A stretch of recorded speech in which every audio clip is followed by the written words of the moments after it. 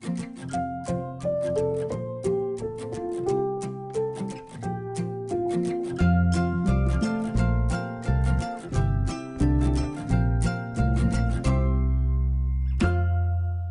everyone, this is Melanie and I am here today with another Schipper Sunday and a painting that I just pulled the plastic off, but I have had in my possession for 9 months.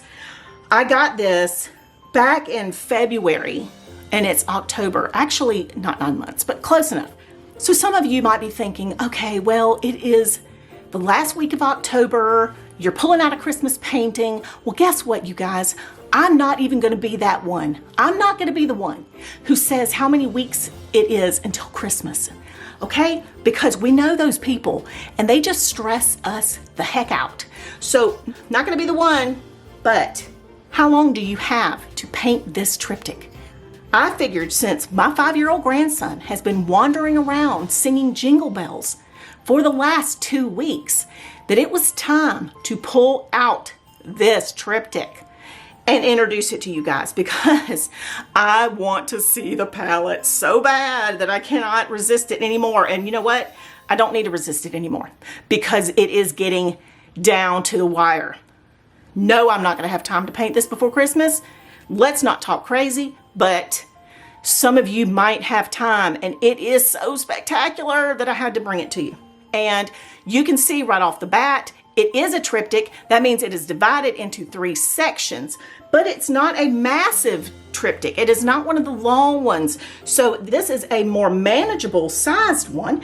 And when I pull this out and look at it, we're going to look at the individual sections to see how large or small they are. Now this one is called White Christmas, so that you can go find it. And I realize that there is a little Santa and some reindeer up in here. But, you know, it's so beautiful. I don't know why you can't just display this all winter.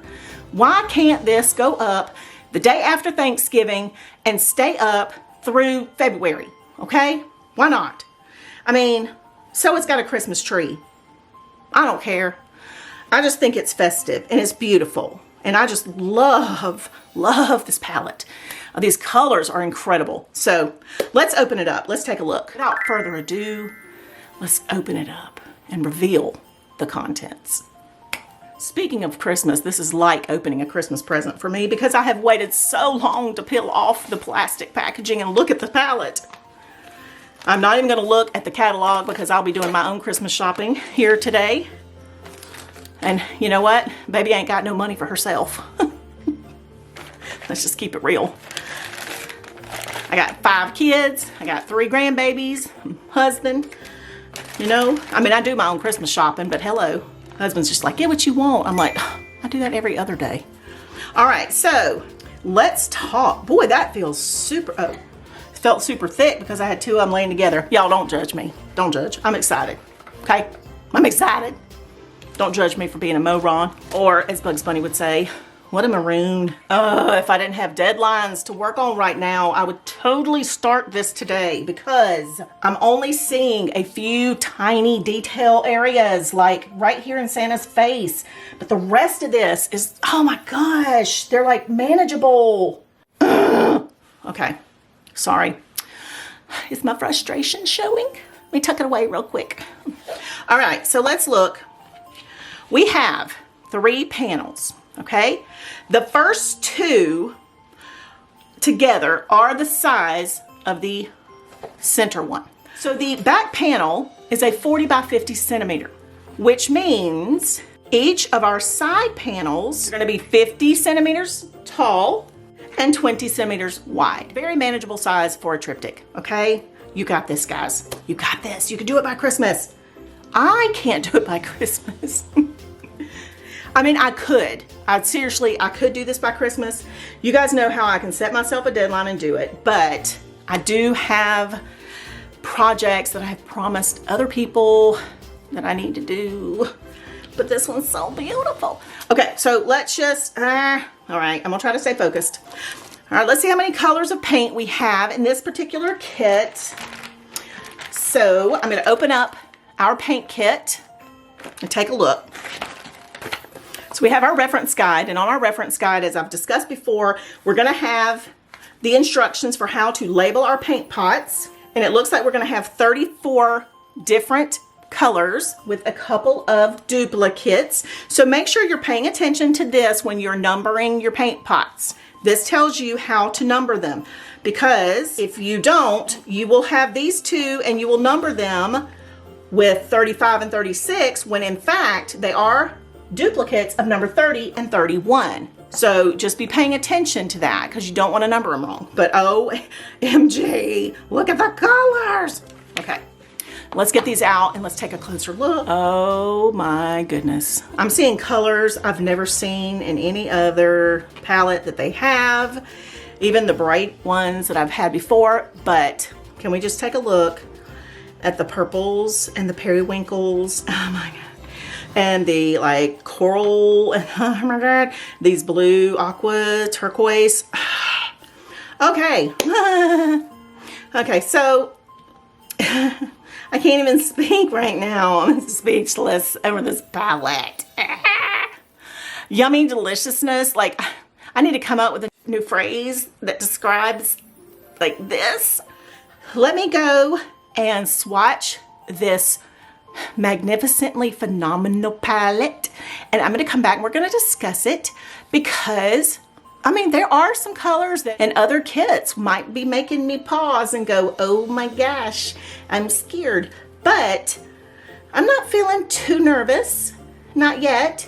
Some of these might be a little transparent, a little translucent, maybe these, but let's just do it. Okay, I'm gonna try not to be scared. I ain't scared. I ain't scared. Let's go do this thing. All right, let's do it. You guys, it's been like 11-7 hours since I started swatching the paints for this kit. I am not gonna lie. I enjoyed painting this swatch so much that I'm not kidding when I say it probably took me like 3 hours. I sat there and I just swatched, and I enjoyed this so much. I don't get to paint anymore, like very, very rarely, maybe 2 hours a week, maybe 2 hours every couple of weeks. And only because I'm on a deadline for a certain project. And I'm like, so I enjoyed this beautiful palette so much. I took my time. I cannot even say enough. But I need to get to it. So let's talk about the palette. Let's talk about if there were any that were translucent, transparent. And I will go ahead and tell you, let me get them all centered up here real quick so we can get them close up. And I'm going to zoom in a little bit. I want to go ahead and tell you, when I swatch my paints, you'll notice, and I've had people on the group, especially Reed, who's like, oh my gosh, how do you get your square so perfect? Well, I swatch with a flat brush. You guys, those of you who've seen the brand new 5 tips to avoiding streaky paints, you will understand why my swatches look so perfect, and now why I get such beautiful coverage on my swatches. It's because I use a flat brush. Because of this opening of these cells, a flat brush covers them perfectly. It gives me a better idea of what the coverage will actually look like, because when you're using a round brush, and I will pull one out right here, the Schipper brush, when you're using a round brush and you're filling this in, you're going to have your stroke marks because it is a, fairly decent sized little opening. So to prevent streaking and to give me a better indication of my opacity of these paints, a flat brush is going to give me the best representation of what the swatch is really going to be like. So that is why now I swatch with a flat brush. It's basically a couple of strokes and I'm done. But it also gives me a more accurate representation of what the paint is actually going to look like on my canvas. So now let's talk about which ones in the light are translucent, transparent, and whatnot. The only ones in this entire 34-piece palette that are not completely opaque, Number 1 is lightly translucent. Number 2 is lightly translucent. And number 3 is lightly translucent. Those are the ones that I would have expected because white, as we know, is a booger. 2, and of course, number 13, even in a shipper paint, a lemon yellow is a boog. So it was somewhat translucent. But have you guys ever seen a more beautiful lemon yellow? And let me see if I can hold it up a little better. Have you ever seen a more beautifully swatched lemon yellow? I mean, look at the coverage on that. So if I put down a light shade of gray underneath on the cell where that bright yellow is, or if I put down that yellow and then go over the top with a tiny little dot on the number itself, I should not have to do anything else to get that yellow to cover. What an amazing palette.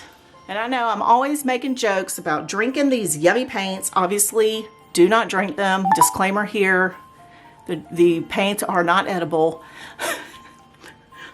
but they are gorgeous. This is a fabulous palette. They are just such amazing quality paints. I just can't ever say enough. So you guys, that is it for today's Shipper Sunday. I hope you are in love with this beautiful painting called White Christmas from Schipper. Now, you may commence with singing your Christmas songs and putting up your Christmas tree even in October. Okay, that's it for today, you guys. Thanks as always for joining me. I hope you guys will be back next Sunday for the next Shipper Sunday. Don't forget to join me on the Facebook group, on the Patreon. If you'd like more information about Patreon and what that membership involves, you can see the information below. Thank you as always for watching. I will see you back soon.